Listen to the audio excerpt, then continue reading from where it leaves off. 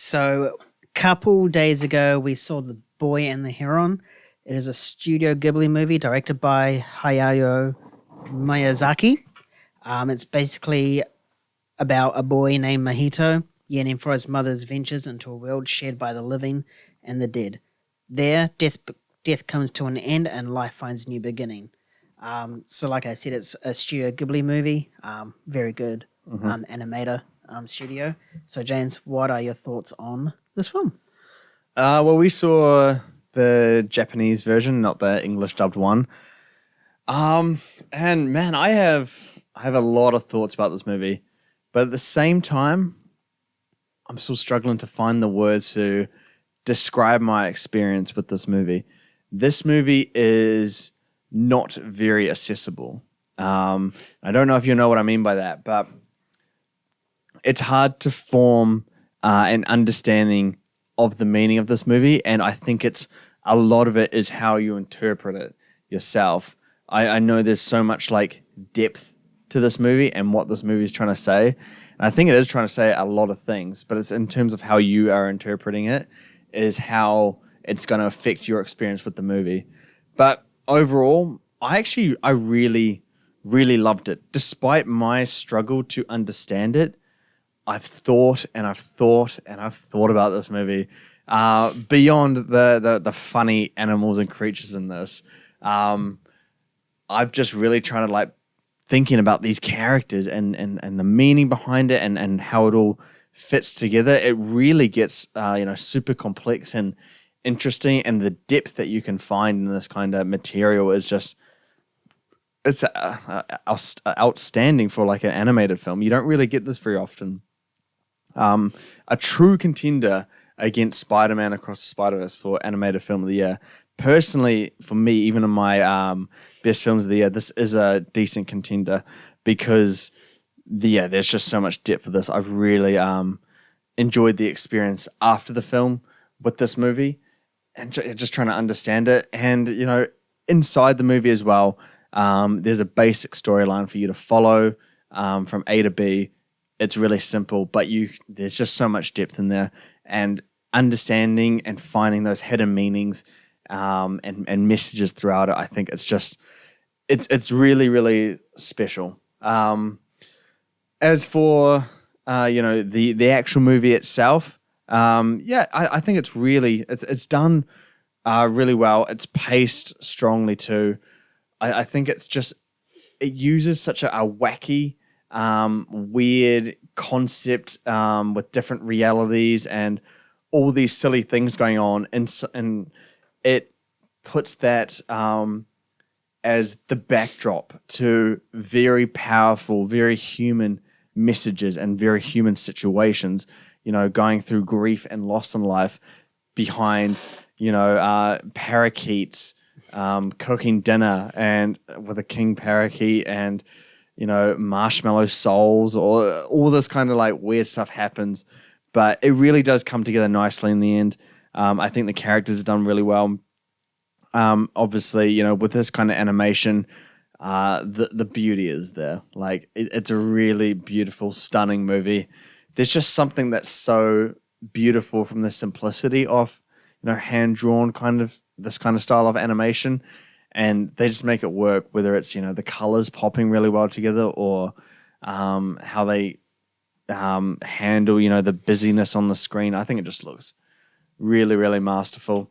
Another surprising factor is the score. I'm listening to this movie and I'm like, whoa, well, this score is like has no like place to be this good, because I'm like, holy shit, this is a really, really good score. It's like making me feel. It's like it's just elevating the scene so nicely, and it's one where I like jumped onto Spotify and I'm like, yep, I need to find this score. I need to listen to it again.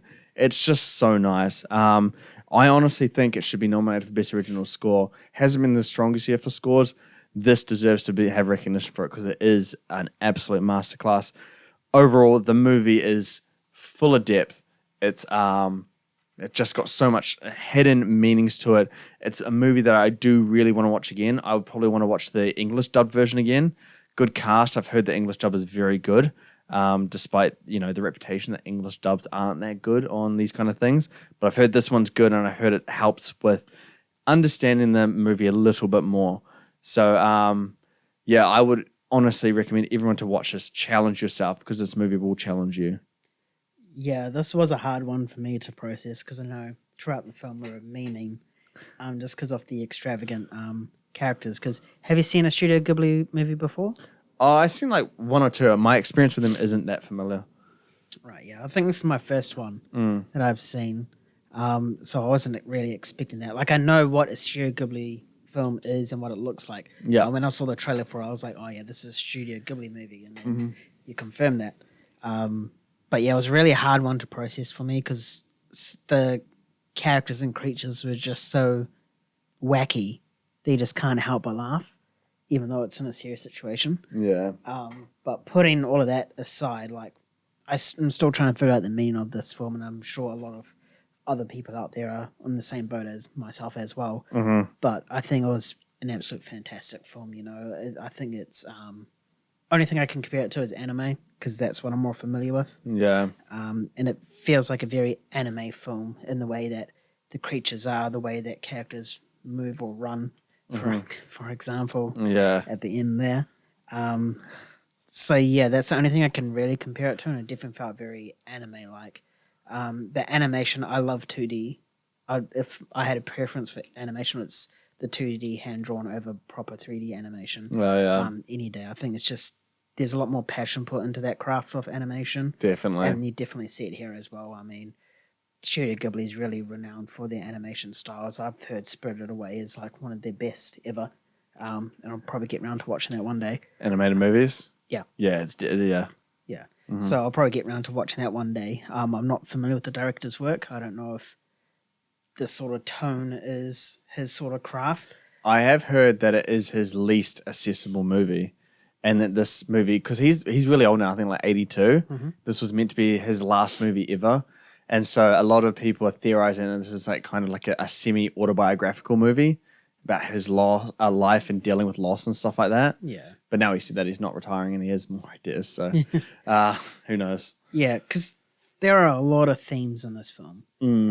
A lot. And it all happens just so fast, but like not in a bad way. Yeah. Like each theme is still thoroughly explored, but it's just so fast paced that you're just trying to like process it, and then the next thing happens and try and process it.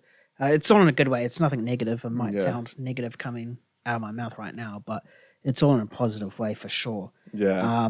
The score, I think it's probably my favorite for the year. You got the piano riffs, you got the violins as well, and there's pieces where it's just like a simple keynote. Yeah. It's just like a dun dun. Yeah. And you can feel the intensity, and that's all it is. It's just a dun dun every like minute or so, and then you get the full blow and stuff in certain scenes where you got the pianos and the violins and everything going, and it just really makes what's happening on screen a lot more emotional. Like you can feel the intensity, you can feel what characters are going through. So I think the score really accompanies the film in an absolutely fantastic way. Yeah. Other than that, I'm still trying to process the movie. I'm trying to get rid of the meminess away. Yeah. I think I might want to rewatch it, but the English version. Yeah. I think will help me understand it, and I also want to see how the voice actors, because the cast for that is wild. You got Christian Bale, Willem Dafoe, Batista, Florence Pugh, Robert Pattinson as well. Yeah. So that they're all very high A-list actors as well. So it'll be a good watch to see that as well. Yeah, like, I mean, a part of me feels like people listening to this review are going to take it as negative, like, oh, they don't understand it, like, and they're trying to think about it, like, why are they saying that it's good? And it is hard to speak about a movie you don't truly completely understand yet and say it in a good light. But watch this movie and give it a chance, because you'll probably be feeling like us, and you will probably have a lot of questions afterwards, but you will know and feel that your experience with the movie is actually good. Yeah. Like, it really does feel like that despite the confusion. And there are movies where you can come out completely confused, shut up Tenet, that you don't really care about afterwards either. And you don't really care to understand or know it. But there's just something in this movie, and it really works. The character and the emotion are fully present despite all that. And yeah, that's why I'm like interested, and I know that I'll be thinking about this movie, right up through to Oscars, to when we do our top 10s, all of that kind of stuff, because it's just one that's just lingering in the mind. And that's when you've had a good experience and that it is a good movie. Yeah. One thing I definitely want to do after watching this movie is watch more of the studio's films. I'll probably start with Spirited Away, because I've heard so many good things about That's that the film. best one, yeah. Like, I have to go see that, so just so I can understand the director's work, and maybe that might help me understand what this film's trying to do or say, or what his messaging is. But yeah, definitely go see it. It's Princess Mononoke as well. That's another one. Is it? Ponyo too. I think those ones are good. Yeah, I'll just watch them all one day, I guess. we should watch a couple though. Yeah, definitely. Yeah. We'll make some plans. Surely. Yeah, let's do it. But we're about to go see Maestro in 40 minutes. 40 minutes. Yeah, so we're gonna have that review up for you as well. Yeah. I have nothing more to say about this. I'm not sure about you. Last thoughts? No, I'll have more to say when it comes to our movie games awards, our top 10s, all that kind of stuff, and Oscars. I'll have more to say, but for now, I'm just enjoying to looking into the movie a little bit more. Cool. Yeah. So you know what we do now? We do our scores, and I'm not going first. You're going first. I'm going first. This is a really hard one to do a score. Really hard. We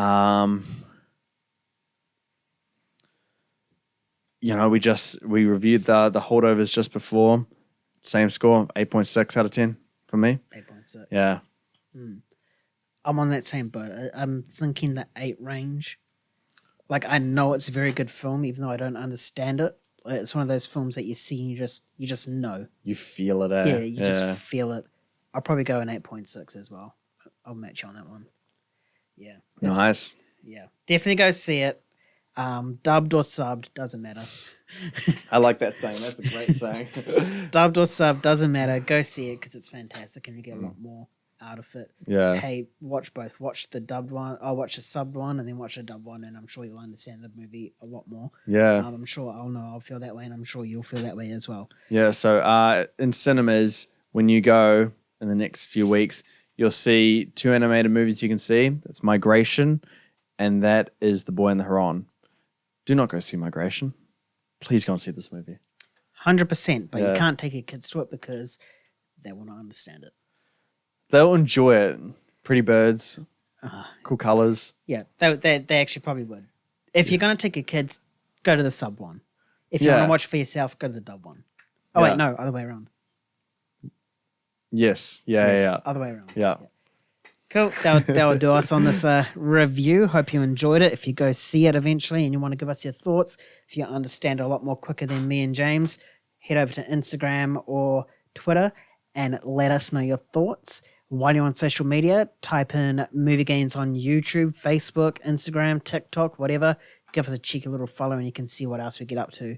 Want to know what else we get up to? Head over to moviegames.com. We go in depth with box office analysis, physical media content, and Oscar predictions as well, and we have a whole bunch of reviews. And if you listen to our podcast or listen to podcasts, even this review, go to Spotify or wherever you pod from, type in Let's Be Real, and you can give us a listen. We do reviews and our weekly Let's Be Real podcast. Thank you everyone for listening to us. We're about to go see Maestro. We'll catch you on the next one. Later. Peace.